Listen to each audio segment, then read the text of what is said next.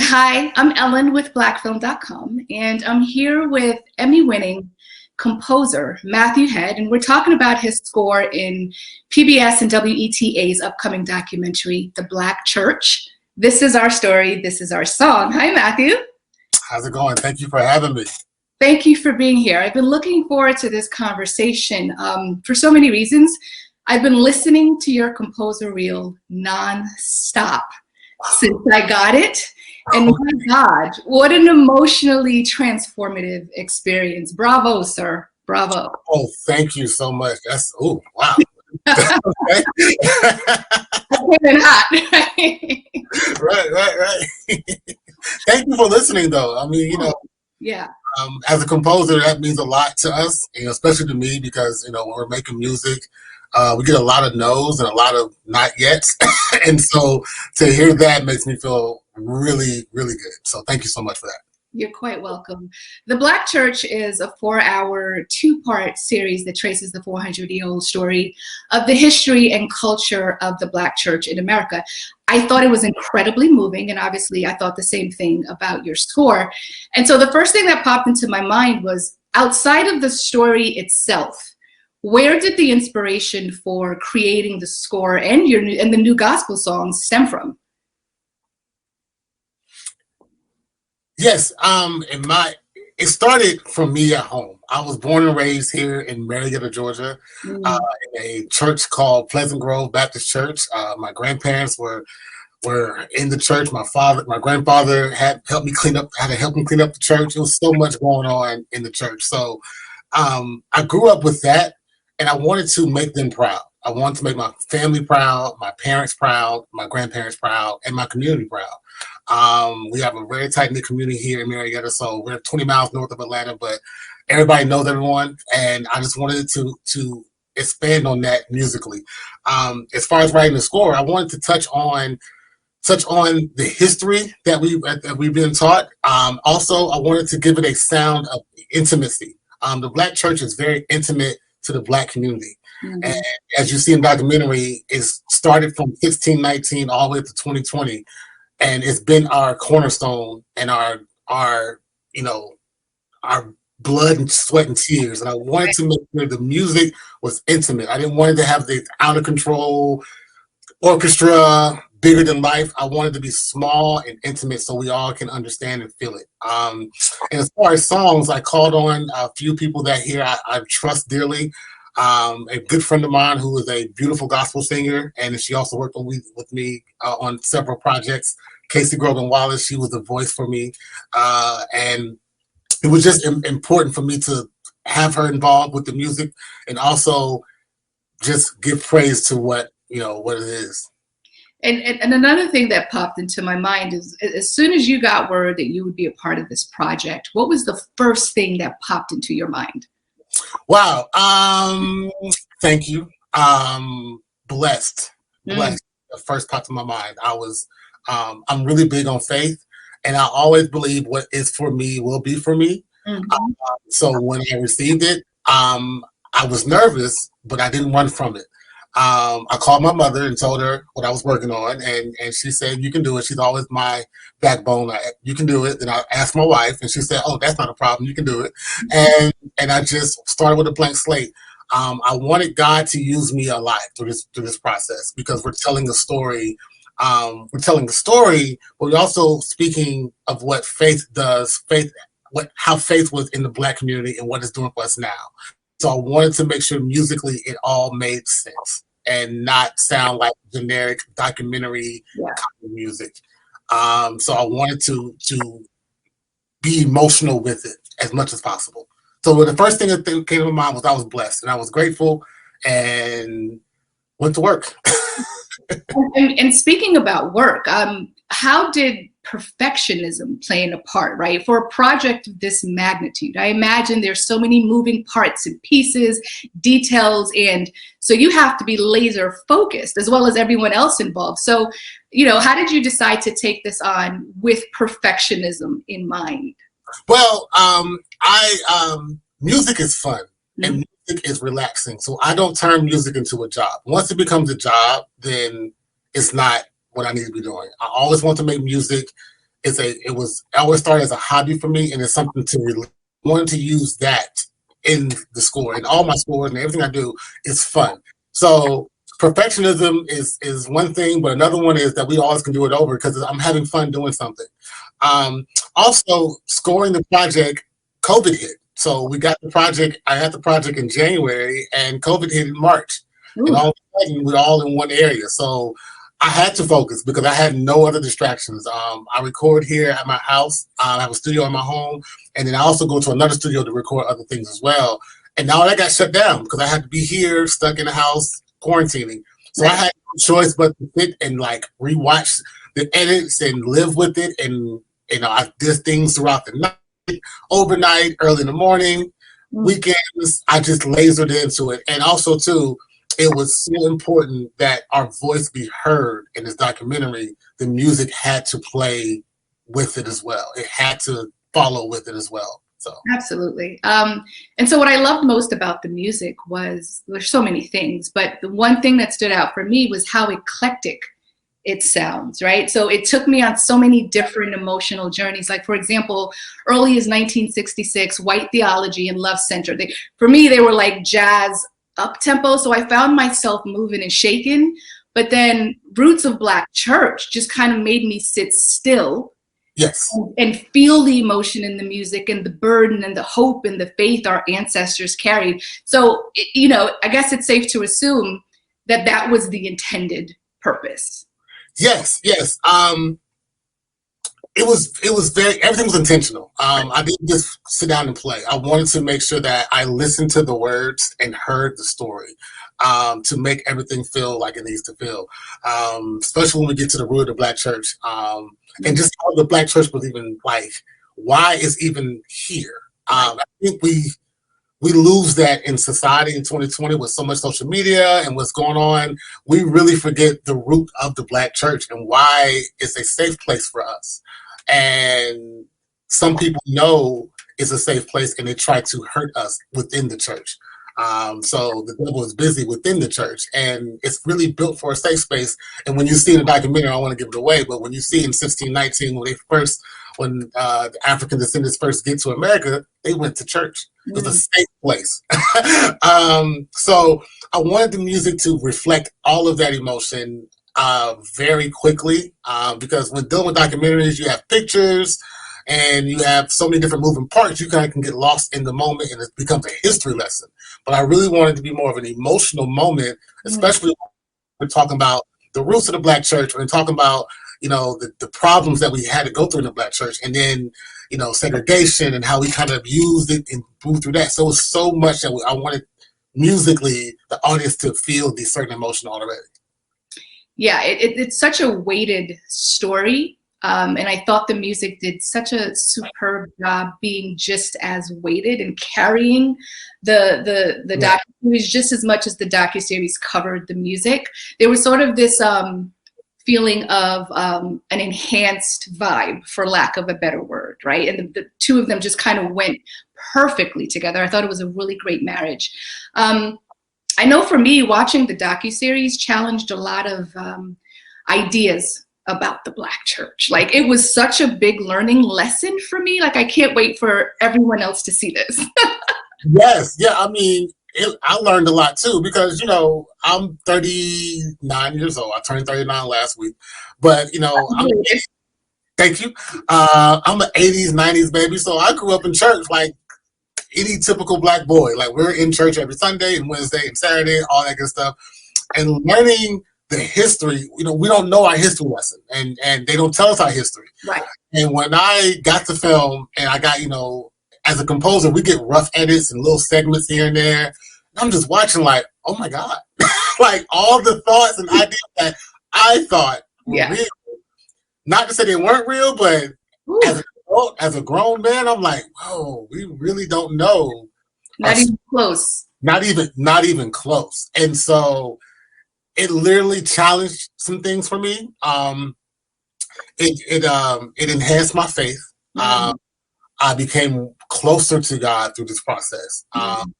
And I told a friend of mine, and the other day, COVID helped that. I know COVID is a killer in our country, and the policies and the politics behind it is crazy, but it's been a huge blessing for me too.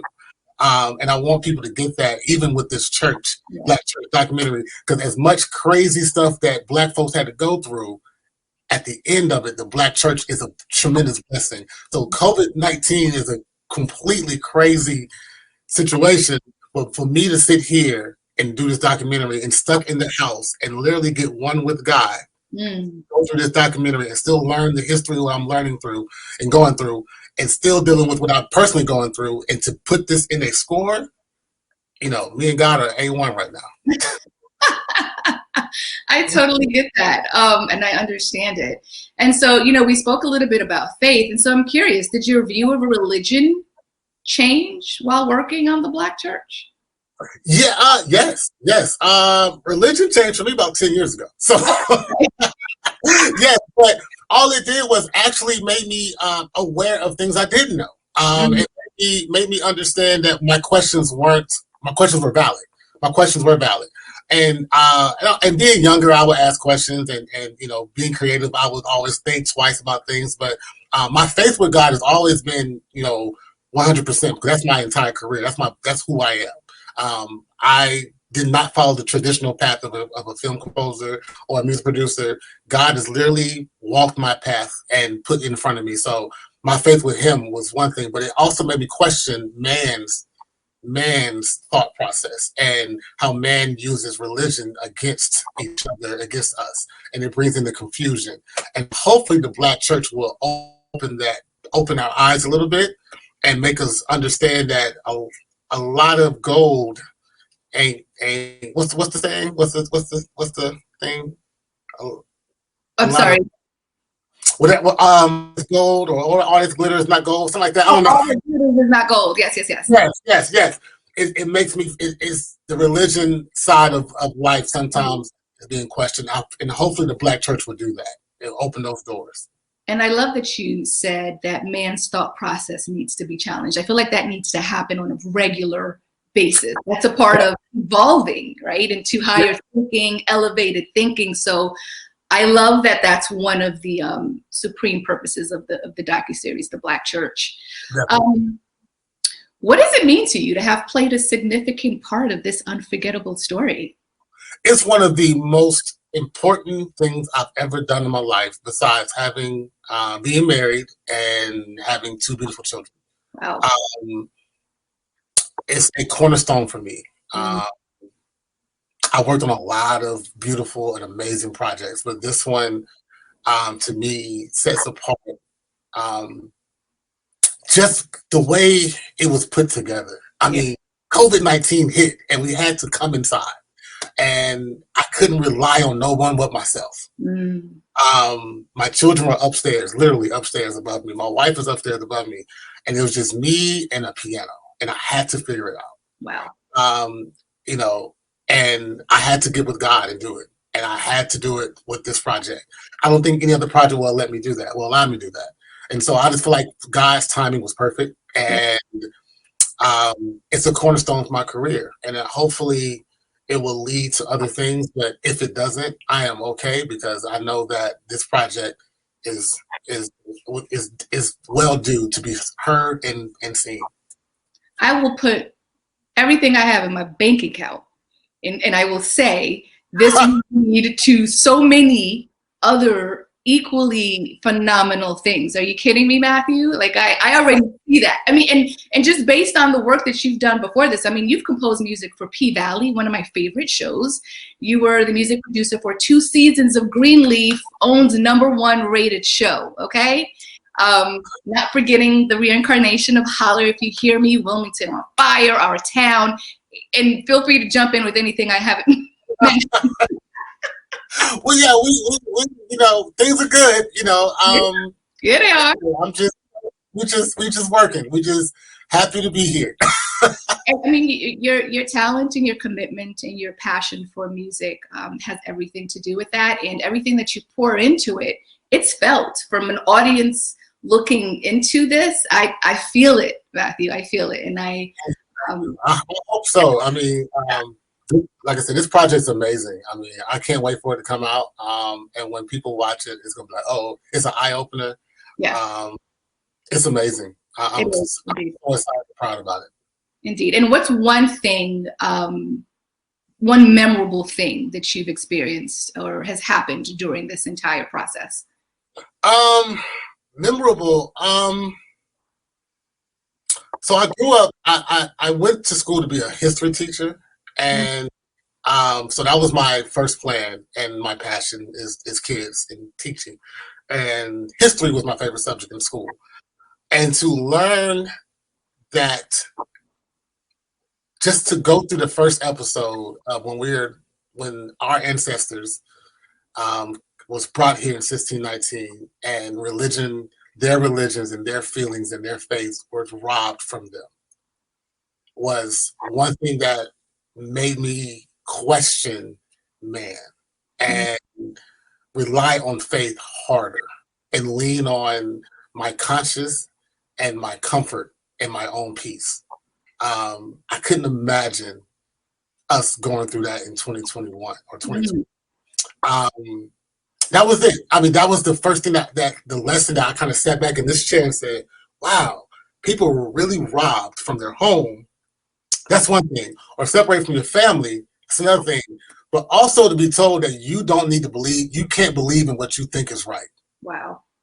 Was very eye-opening to me. It's like someone saying to me, hey, Jesus is not real, and you cannot practice that anymore. And for someone to do that to our ancestors, off of selfishness, was very eye-opening. And I hope people get that in the very beginning. I hope they get that in the very beginning, that we were robbed, and it wasn't robbed, physically we were robbed, but mentally and spiritually we were really robbed from our true identity. And hopefully the Black church will open up the doors and open up the eyes and open up the heart of current churches now that are still practicing the religion. Yeah. And now get into more of faith and understanding that people were robbed and we got to tell the good news instead of some news. The operative word being understanding. And that's one of the big things that stood out to me, the idea that our ancestors couldn't even sing. Couldn't even sing. They couldn't sing in public. They couldn't sing even when they weren't in public and they were just by themselves with their families. You just couldn't sing. You couldn't do the one thing that brought you comfort, that made you want to go on and live another day. My God, yeah. I mean, just thinking about it is making the hairs. Through me, it's wild. And that first hour is like, okay. Woo. Yeah. Like, okay. We hear the stories, and, every year it get whitewashed, and, my son is in 3rd grade and his history lesson is indentured servants. I was like, no, baby, that's slaves. So we remind him that that's slaves, that kind of thing. And then a lot of people don't understand that it wasn't that long ago. My dad is 68. I am 39. My grandfather would have been 93 today. He passed away about 10 years ago. But his great grandfather was a slave.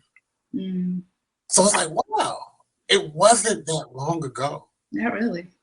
And to deal what we dealt with in 2020, or even still dealing with it now, with this current situation that we're in this country, that those emotions and feelings are still alive and well.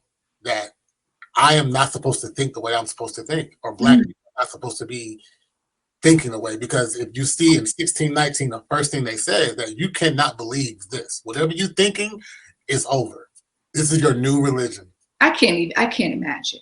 Can't even imagine. So, wow. Yeah, it's deep. So that's what I took away from it. That this was the most important thing I've ever done, and I need to take it as serious as such and treat it as such. Hopefully I did it justice. I mean, I'm just one little old person, and I feel like you did. That's all I need. You. We're good. And before I let you go, what other projects are you working? Is there something we should be looking forward to? Anything you want to plug? What's going on? I'm working on a couple cool projects right now. I'm actually scoring the Mahalia story, directed by Kenny Leon, starring Danielle Brooks. So for Lifetime, so we're actually doing that. And I just started working on the show, the series Step Up Season 3 for Stars, Step Up High Water Season 3 on Stars. So I'm the music producer for that show. Okay. We're having fun working on that. There's a couple other things, cool documentaries down the road that I can't talk about, but we have some really cool things going. So, just keep looking out. Oh, we will. I'm looking forward to it. So listen, The Black Church premieres on February 16th and 23rd, and it features interviews with Oprah Winfrey, John Legend, Jennifer Hudson, among others. So please make sure that you all check it out on PBS February 16th and 23rd. Matthew Head, thank you so much for your time. It's been an honor speaking with you, and I hope that we can have many more conversations about Yeah, we can have all the conversations you want. We can go deep. No, we can go there. This is going to be another conversation, so we'll figure that out. Awesome. Yeah, anytime you need me, just let me know. All right. Thank you so much, Matthew. Have a good day. Have a good one.